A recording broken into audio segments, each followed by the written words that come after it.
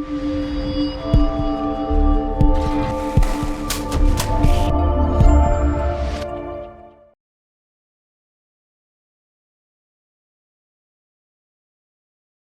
Viewers, welcome to proxy Gyan. आज हम ratio and proportion का सेकंड हाफ डिस्कस करेंगे। ठीक है, लास्ट लेक्चर में हमने कुछ बेसिक क्वेश्चंस किए थे रेशियो के रिगार्डिंग। आज हम उन्हीं क्वेश्चंस को थोड़ा सा आगे बढ़ाएंगे। तो इसमें पहला क्वेश्चन एक देख लेते हैं। जैसे हमने लास्ट लेक्चर में देखा था डुप्लीकेट रेशियो, सब डुप्लीकेट रेशियो, ट्रिप्लीकेट एंड सब ट्रिप्लीकेट रेशियो।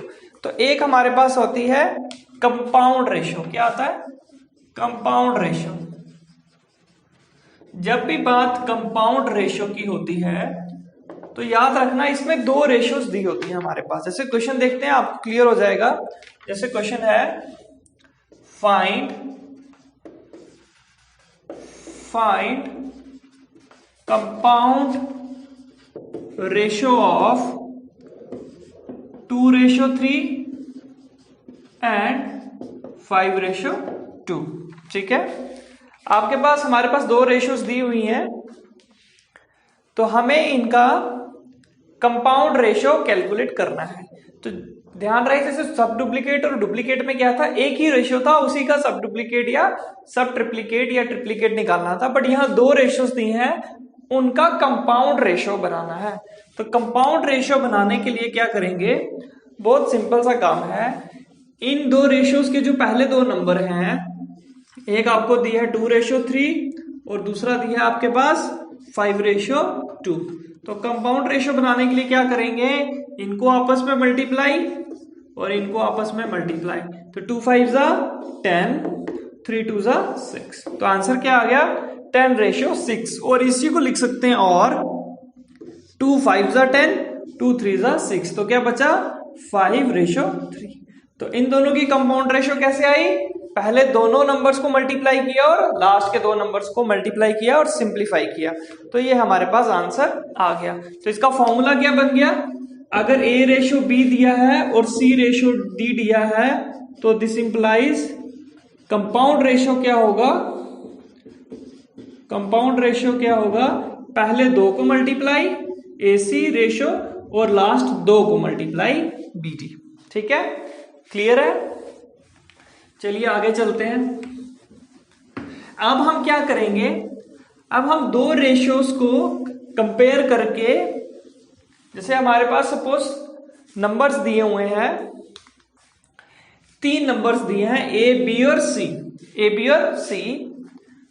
हमें A:B दिया हुआ है एंड B:C दिया है। ठीक है, ये हमें दिया हुआ है। हमें फाइंड क्या करना है, हमें गिवन क्या दिया है, ये दिया है A:B एंड B:C।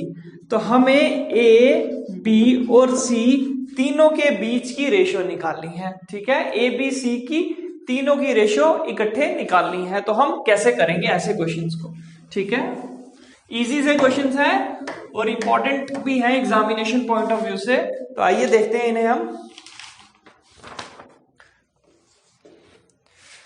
दिया हुआ है इफ A:B दिया हमें 6:5 एंड B: दिया है 5:8। तो क्या करना है, हमें फाइंड करना है A:B:C। ये हमें फाइंड करना है। तो कैसे करेंगे, बहुत सिंपल सा काम है। जो आपको रेशियो दिया पहले लिख दीजिए, A:B कितना दिया है, 6:5। ठीक है, तो यहां पे ये A है, ये B है और आगे हम C ले लेते हैं। A:B, A के नीचे 6, B के नीचे 5 और अगला B:C। तो कितना दिया है, B की जगह 5 और C की जगह 8। अब हमें इसको करना है कंबाइन। हमें क्या करना है, कंबाइन। जब भी हम इसे कंबाइन करेंगे, हमने देखना है क्या B की वैल्यू पहले और दूसरे में सेम है। बिल्कुल सेम है, यहां भी 5 है और यहां भी 5 है। जब कभी आपको ये सेम दिखे, ये आपको सेम दिखे, तो क्या करेंगे, इन नंबर्स को 6 को एज इट इज लिख देंगे, 5 को एक बार लिखेंगे और 8 को वैसे का वैसे लिख देंगे। ये आपके पास आंसर आ गया A:B:C। क्या आ गया, A:B:C क्या आ गया, 6:5:8। है ना सिंपल सा। ए रेशो बी लिखा, बी रेशो सी लिखा। अगर बी सेम है तो 6 वैसे का वैसा, 5 एक बार और 8 वैसे का वैसा। तो दिस इज योर आंसर। ठीक है, इजी है। नेक्स्ट करते हैं, इसका क्वेश्चन नंबर 1 था, ये 1 था, तो आप क्वेश्चन नंबर 2 ले लीजिए। अगर ऐसा नहीं होगा, नई टैब में हम क्या करेंगे, ये दोनों अगर बराबर नहीं है तो हम क्या करेंगे। जैसे अगली प्रॉब्लम देख लेते हैं। ए रेशो बी दिया हुआ है, ए रेशो बी दिया है 4:5 और बी रेशो सी दिया है 10:9। अब बताइए एबीसी की रेशो क्या होगी, एबीसी की रेशो क्या होगी। तो ए की जगह लिख देंगे 4, ए बी की जगह लिख देंगे 5, ये आ गई पहली एंट्री। अब दूसरी एंट्री, बी की जगह दिया है 10 और सी की जगह दिया है 9। तो बताओ अब क्या करेंगे,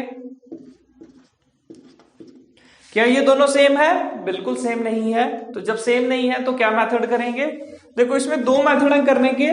तो पहले हम करेंगे इजी मेथड, ठीक है। हम देखेंगे क्या इन दोनों को सेम किया जा सकता है, क्या इन दोनों को सेम किया जा सकता है? बिल्कुल किया जा सकता है। 5 का 10 बना सकते हैं। कैसे? 5 को 2 से मल्टीप्लाई करने के बाद। तो इसलिए इसको हम मल्टीप्लाई करेंगे 2 के साथ। तो ये क्या बन जाएगा, 4 का बन जाएगा, 4 भी 2 से मल्टीप्लाई होगा 8, 5 का बन जाएगा 10 और ये वैसे का वैसा ही 10:9। ठीक है, हमने देखा क्या इन दोनों को सेम बनाया जा सकता है। अगर बनाया जा सकता है तो उस नंबर से इस पूरे को मल्टीप्लाई कर दो। तो 2 से 5 को मल्टीप्लाई करेंगे तो 10 बन जाएगा, दोनों सेम हो जाएंगे। तो 2 से जब किया 4 का बन गया 8, 5 का बन गया 10 और ये 9 वैसे का वैसा। अब पिछले क्वेश्चन में ये प्रॉब्लम कन्वर्ट होगी, 10 सेम है। तो इन दोनों तीनों नंबर्स को नीचे उतार दो, 8, 10 और 9। तो क्या आ गया, देयरफॉर ए रेशो बी रेशो सी क्या आ गया, 8, 10 और 9। क्या इसको और सिंप्लीफाई कर सकते हैं, काट सकते हैं? नहीं, ये 2 के टेबल में ये आएगा बट ये नहीं आएगा। तो ये सिंपलेस्ट आंसर है। ठीक है, क्लियर हो गया। अगर ये सेंटर के बी सेम नहीं है तो उनको हम सेम बनाने की कोशिश करेंगे। अगर बन जाते हैं तो दैट इज गुड। ठीक है, ये दूसरी टाइप थी। अब हम इसमें तीसरा टाइप करेंगे, इसमें हम तीसरी टाइप करेंगे, उसमें भी देखेंगे क्या होता है। तो क्वेश्चन नंबर 3 देखेंगे। इसमें मान लीजिए ए रेशो बी दिया हुआ है 6:7, 6:7 और बी रेशो सी दिया है 8:9, 8:9। तो हम लिख देंगे वैसे ही ए बी सी। ए कितना दिया है 6, बी कितना दिया है 7 और अगले में बी कितना दिया है 8 और अगले में बी सी कितना दिया है 9। ये दोनों सेम है? बिल्कुल सेम नहीं है। तो सेम बनाने की कोशिश करेंगे। क्या सेम बना सकते हैं? नहीं। 7 को किसी से भी मल्टीप्लाई कर लें 8 नहीं आएगा। तो दैट मीन्स इन दोनों को सेम बनाना पॉसिबल नहीं है। तो क्या करेंगे ऐसे केसेस में जब ये दोनों सेम नहीं बनाए जा सकते, हम ब्लैंक स्पेसेस को फिल करने की कोशिश करेंगे। ये 7 के राइट साइड ब्लैंक है, खाली जगह है, तो जो इसके साथ में जगह है उसमें यही नंबर लिख दो।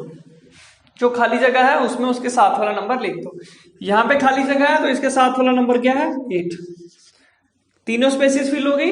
ये 2 स्पेसेस खाली थी, हमने उनके साथ वाला नंबर वहां लिख दिया। इसके पास 8 था और इसके पास 7 था। अब क्या करो, इनको मल्टीप्लाई कर दो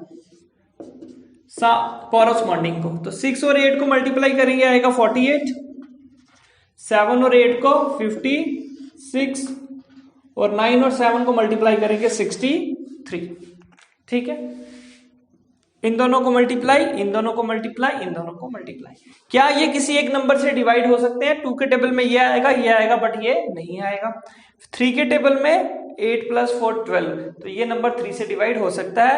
6 + 5 11, सम 11 है, 3 से डिवाइड नहीं होता। इसका मतलब ये नंबर 3 से डिवाइड नहीं होगा और ये नंबर 3 से डिवाइड होता है। इसका मतलब तीनों एक नंबर से डिवाइड नहीं हो रहे। तो ये सिंपलेस्ट आंसर है, इसको हम और फर्दर ब्रेक डाउन नहीं कर सकते। तो आप देखेंगे क्या आपके ऑप्शन में ये नंबर है। अगर आपके ऑप्शन में ये नंबर है तो दिस इज योर आंसर। ठीक है, तो हमने तीनों टाइप डिस्कस कर ली। जब ए सेम बी सेम है, सेम नहीं है तो सेम बनाया जा सकता है और नहीं बनाया जा सकता तो कैसे करेंगे। ठीक है, तो तो ये था दो रेशियोज को कंबाइन करके फिर 3 नंबर्स के बीच की रेशियो को हम कैसे देखेंगे। अच्छा, एक क्वेश्चन अब और देखते हैं, कुछ टाइप है। क्वेश्चन नंबर 3 जैसे था क्वेश्चन नंबर 4, हमें दिया है दो नंबर्स में अगर रिलेशन दिया हो, जैसे दिया है इफ 2a = 3b, दो नंबर है उसमें ऐसा रिलेशन है, एक नंबर को 2 से मल्टीप्लाई करो और दूसरे को 3 से मल्टीप्लाई करो तब वो बराबर होते हैं। तो बताओ देन a/b क्या होगा? a/b क्या होगा? आपको पता है a/b होता क्या है? a/b होता है a/b। ये बात हमेशा याद रखना जब भी क्वेश्चन करना है, कभी कभी ये इजी बना देगी क्वेश्चन को। तो आपको a/b बनाना पॉसिबल है। यहाँ पे देखो a यहाँ वैसे का वैसा है, b को अगर मैं यहाँ ला जाऊं तो क्या बनेगा? a/b, 3 वैसे का वैसा, और a/b कितना आ गया? 3, ये 2 यहाँ पे आएगा तो डिवाइड का, b यहाँ पे आया डिवाइड हो गया, तो 2 यहाँ पे गया तो डिवाइड हो गया। तो ये a/b क्या है? ये a/b ही तो रेशियो है, a/b कितना आ गया? 3/2 है। इजी, हमने याद किया a/b क्या है? a/b। तो इस रिलेशन से, इक्वालिटी से a/b एक साइड पे कर लिया, बाकी जो कॉन्स्टेंट्स थे वो एक साइड कर लिए, तो हमारे पास आंसर आ गया। ठीक है। अच्छा, इस क्वेश्चन को करने का एक और तरीका है, एक और मेथड है जो हमें आना चाहिए। वो क्यों? क्योंकि इससे अगला क्वेश्चन हम देखेंगे तो वहां पे वही मेथड लगेगा, वो एक यूनिवर्सल मेथड है, वो इस मेथड से अगला क्वेश्चन सॉल्व नहीं हो पाएगा। तो कहता है हमने क्या करना है, ये जो दो नंबर्स है ना, इनका लेना है एलसीएम। एलसीएम पढ़ चुके हो। पहला नंबर है 2, जो उस रिलेशन में नंबर्स है, पहले के साथ नंबर है 2 और दूसरे के साथ है 3, और 2 और 3 का एलसीएम, 2 और 3 का एलसीएम कैसे निकालते हैं? याद है क्या होता है? 6। वो नंबर सबसे छोटा जो 2 से भी मल्टीपल में आए और 3 के मल्टीपल में भी आए, तो वो कौन सा नंबर है? 6। तो हमने क्या करना है, इस 6 को पहले नंबर से डिवाइड कर देना है। तो 6 को पहले नंबर से मतलब 2 से डिवाइड करना है, रेशियो इसी नंबर को दूसरे नंबर से डिवाइड करना है। तो यही आपका आंसर है, विच इज इक्वल टू 6 को 2 से डिवाइड किया तो 3, 6 को 3 से डिवाइड किया तो 2, तो 3/2 आपका आंसर है। क्या किया हमने? दोनों नंबर्स का एलसीएम ले लिया, पहले एलसीएम को पहले नंबर से डिवाइड किया, दूसरे और एलसीएम को फिर दूसरे नंबर से डिवाइड किया, जो रेशियो आई वही हमारा आंसर। तो ये करें एक ही बात है। ठीक है। अब इसका थोड़ा सा एडवांस वर्जन करते हैं जिसमें ये वाला मेथड यूज होगा, इसलिए आपको सारे मेथड जो है वो बताए जा रहे हैं।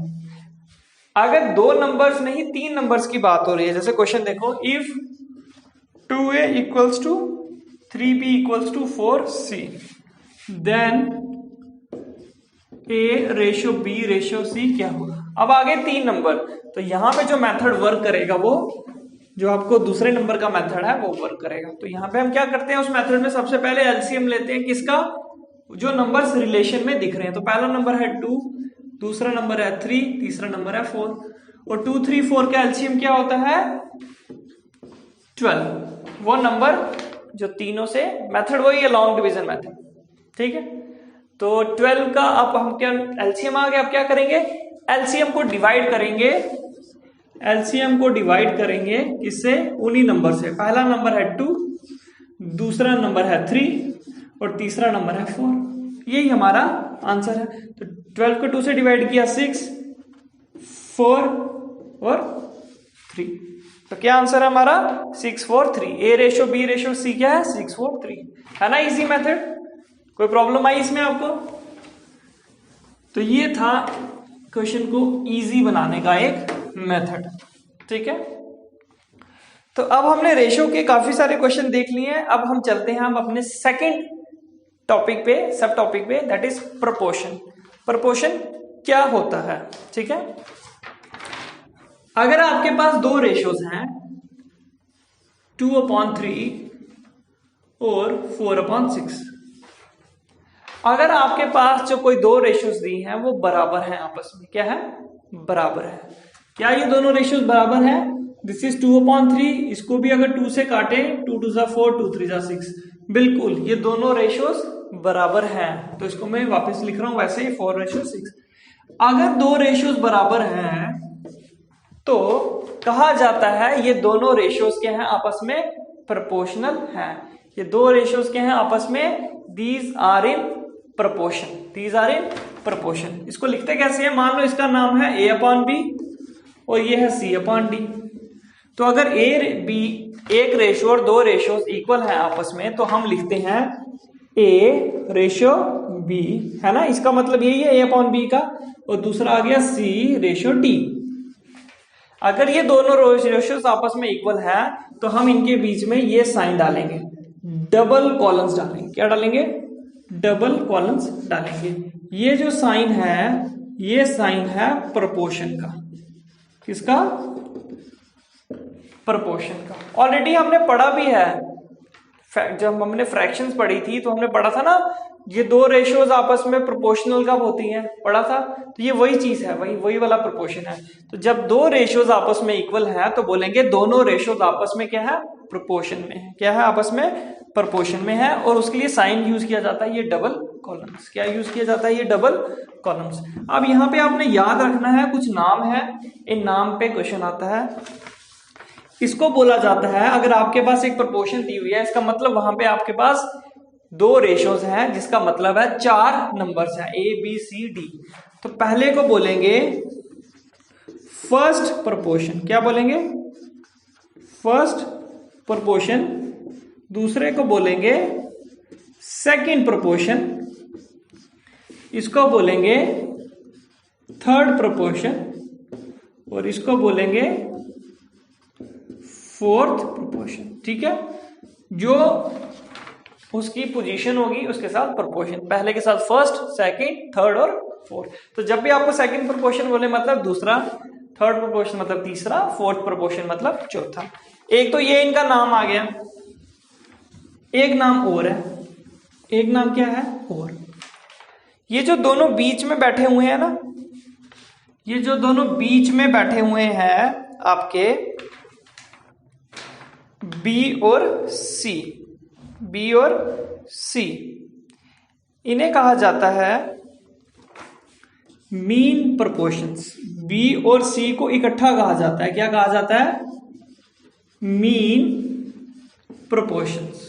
ठीक है, मीन प्रोपोर्शंस। मीन जो भी होता है वो बीच की जो चीज होती है ना, वो मीन बोली जाती है। ठीक है, मीन प्रोपोर्शन। और जो साइड में है, दो बच गए, जो दोनों एंड पॉइंट्स में है, ए एंड डी, इनको बोला जाता है एक्सट्रीम प्रोपोर्शंस। ठीक है, मीन प्रोपोर्शन और एक्सट्रीम प्रोपोर्शंस। ठीक है, प्रोपोर्शंस भी कहा जाता है या टर्म्स भी कहा जाता है। तो ये भी वर्ड्स याद रखने हैं, क्वेश्चन में वर्ड यूज करता है, find the mean proportion, find the extreme proportion. ठीक है, तो चार बातें सीखी हमने सबसे पहले कि अगर एक दो रेशियोज हैं उनकी इक्वालिटी हो सकती है।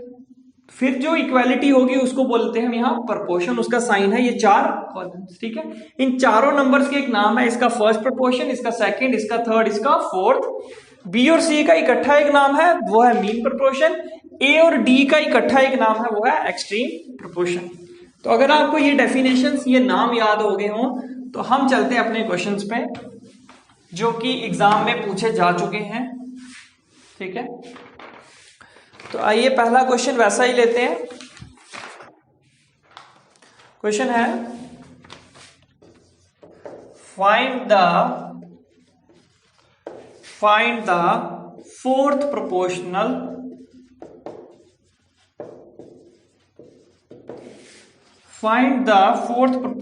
to 3, 5 and 21।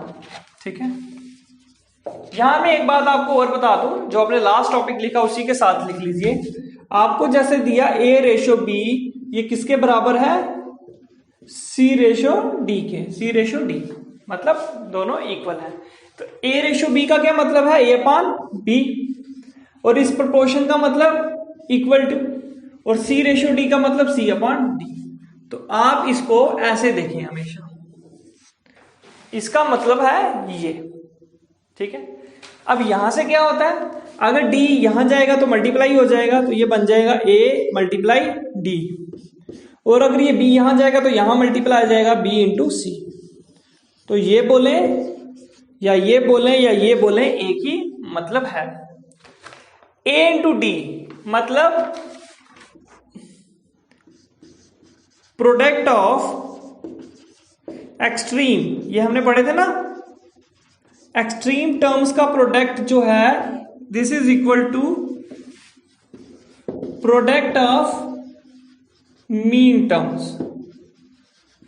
जो बाहर वाली दो हैं आप उनको मल्टीप्लाई कर दो और बीच वाली को मल्टीप्लाई कर दो, ये क्या आएंगी आपस में बराबर। एक्सट्रीम टर्म्स का product is same as mean terms का प्रोडक्ट। तो अगर आपको ये बातें याद हैं तो हर क्वेश्चन बनाना इजी हो जाएगा। प्रोपोर्शन को ऐसे देखो, समझो ऐसे, और क्वेश्चन यूज करने में ऐसे, बाहर वाली दो को मल्टीप्लाई करो वो बीच वाली दो के बराबर हमेशा होगी। ठीक है, अगर आपको ये समझ आ गया है तो क्वेश्चन समझ बड़ी आसानी से आएंगे।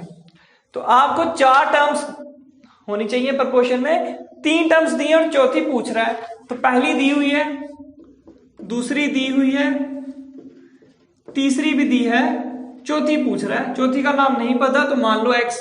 मैथमेटिक्स में आपको पता है जिसका नाम नहीं पता होता उसका नाम दे देते हैं एक्स।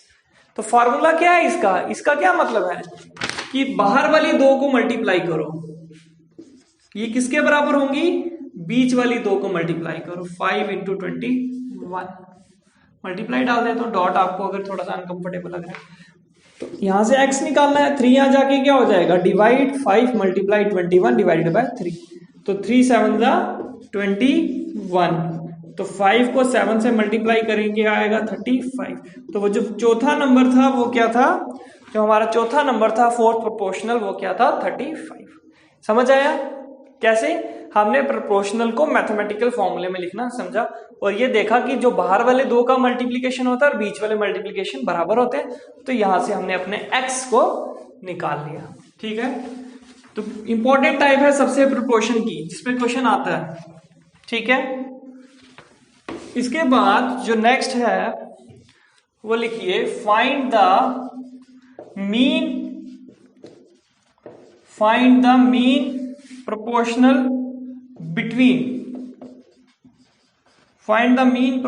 between 64 and 81। ठीक है, जब भी ऐसा क्वेश्चन आए मीन प्रोपोर्शनल निकालना है, तो मीन प्रोपोर्शनल मतलब बीच वाली टर्म्स निकालनी है।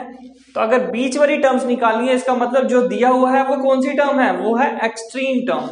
तो एक्सट्रीम टर्म्स मतलब ये होगी सबसे पहली और ये होगी सबसे लास्ट। बीच का हमें कुछ नहीं पता, वही निकालना है। तो जो निकालना है इसके बाद आता है रेशो का साइन, जो नहीं पता उसका नाम x, जो नहीं पता उसका नाम x। यही फॉर्मूला है हमारे पास। जो दिया हुआ है वो लिख दो, पहली टर्म और लास्ट दी है क्योंकि मीन निकालना है, और जो दिया है वो एक्सट्रीम, तो इसका मतलब ये पहली और ये लास्ट, बीच वाली नहीं पता उनका नाम x। तो क्या कहता है, बाहर वालों को मल्टीप्लाई करो और बीच वालों को। तो बीच वालों को किया x इंटू एक्स और बाहर वालों को किया 64 इंटू 81। x को x से किया तो x स्क्वायर 64 और 81, ये x स्क्वायर यहां जाएगा तो बन जाएगा अंडर रूट 64 और 81। तो 64 किसका स्क्वायर है, 64 है 8 का स्क्वायर, और 81 किसका स्क्वायर है, 9 का स्क्वायर।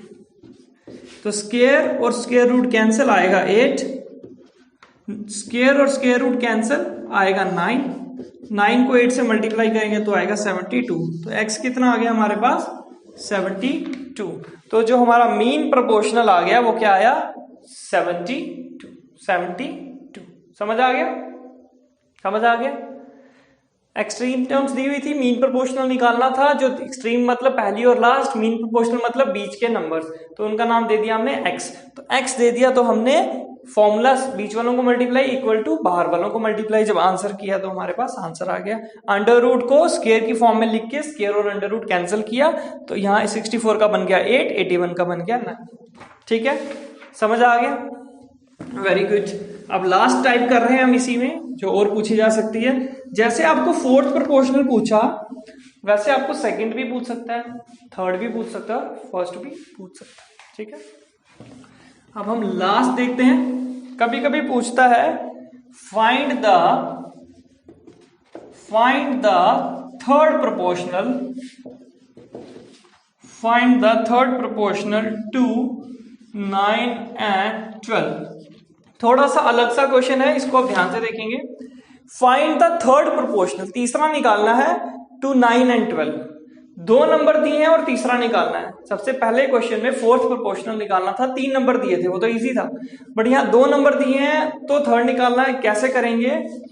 इस केस में हम देखेंगे कि जो थर्ड प्रोपोर्शनल निकालें या फोर्थ प्रोपोर्शनल निकालें वो सेम होगा। वो क्यों सेम होगा?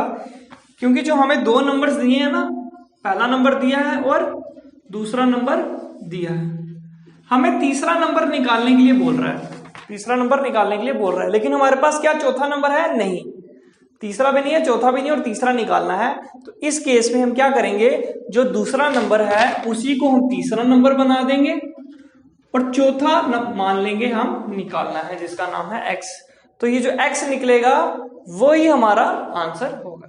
ठीक है, मैं शॉर्ट में जा रहा हूं, क्वेश्चन निकालना कैसे है। जब भी थर्ड प्रोपोर्शनल बोले और 2 नंबर बोले, क्या करो, पहले इसको लिख दो और दूसरा उसको लिख दो, तीसरे में भी इसी को लिख दो। इसको मतलब रिपीट कर दो, इसको रिपीट कर दो, और जो आपको लास्ट नंबर है उसको x मान लो। जो आपका x आंसर आएगा वही आपका थर्ड प्रोपोर्शनल होगा। बस ये लिखना सीख लिया। जब लिखना सीख लिया तो बीच वालों को मल्टीप्लाई करो, 12 को 12 से किया, बाहर वालों को मल्टीप्लाई करो, x को 9 से किया, तो 12 मल्टीप्लाई 12, 9 यहां आगे आ जाएगा डिवाइड, यहां आ गया x, 3 3 जा 9, 3 4 जा 12, 3 4 जा 12, यहां बचा 4, यहां बचा 4 इज इक्वल्स टू x, और x इक्वल टू x को पहले लिख लिया, 4 और 4 कितना हो गया, मल्टीप्लाई किए तो 16। क्या आ गया? 16। दिस इज योर आंसर, यही आपका आंसर है। तो क्या ट्रिक हमने देखी, अगर आपको थर्ड प्रोपोर्शनल निकालना है और 2 नंबर्स दिए हैं, पहला वैसे का वैसा लिख दो, दूसरे को भी लिख दो और तीसरा भी वही लिख दो, लास्ट वाला नंबर, और फोर्थ को मान लो x, और जो आपका x निकलेगा वही आपका क्या होगा, थर्ड प्रोपोर्शनल होगा। ठीक है, तो अगर हम देखा जाए तो ऑलमोस्ट सारे क्वेश्चंस आपके हो चुके हैं। जितने इंपॉर्टेंट टाइप आपके एग्जामिनेशन पॉइंट ऑफ व्यू से थी मैंने डिस्कस की है, बहुत ही सिंप्लीफाइड फॉर्म में डिस्कस की है मैंने। रेशियोज का मतलब देखा, रेशियो का क्या मतलब होता है और प्रोपोर्शन का क्या मतलब होता है, दोनों के सिंप्लीफाइड सारे डिफरेंट टाइप्स देखी। तो आप जो है अब अपनी असाइनमेंट को देखेंगे, उसको सॉल्व करेंगे। एक बात मैं और आपसे और डिस्कस कर दूं और आपको शेयर कर दूं, देखो जब यहाँ प्रॉब्लम कर रहे हैं हम अपने ऑप्शंस नहीं देख रहे हैं, ABCD ऑप्शंस नहीं देख रहे हैं, बट एग्जामिनेशन में आपके पास ऑप्शंस होते हैं, तो ऑप्शन से आपका क्वेश्चन थोड़ा सा और इजी हो जाता है, और ऑप्शंस ना दिखते हैं थोड़ा सा क्वेश्चन टफ लगता है। इसलिए हम प्रैक्टिस जो है बिना ऑप्शंस के यहाँ करते हैं। आने वाले लेक्चर्स में बीच में मैं आपको ये भी दिखाऊंगा कि अगर ऑप्शंस दिए हैं तो क्वेश्चन कैसे करेंगे, बट उससे ऐसा करने से जो है हम ज्यादा सीखते हैं। ठीक है, आने वाले लेक्चर्स में भी हम वो भी देखेंगे। तो मुझे लगता है कि आपको रेशियो एंड प्रोपोर्शन क्लियर हो गया होगा। इसकी जो एक्सरसाइज वर्क है, असाइनमेंट जो आपसे शेयर कर रहे हैं हम, उसे भी आप जो है वो अच्छे से करें, और ये जो टॉपिक है एग्जाम में काफी स्कोरिंग हो सकता है, और डेफिनेटली एक आधा क्वेश्चन ये एग्जाम में आता ही आता है। ठीक है, मिलते हैं अपने अगले लेक्चर के साथ। Thank you.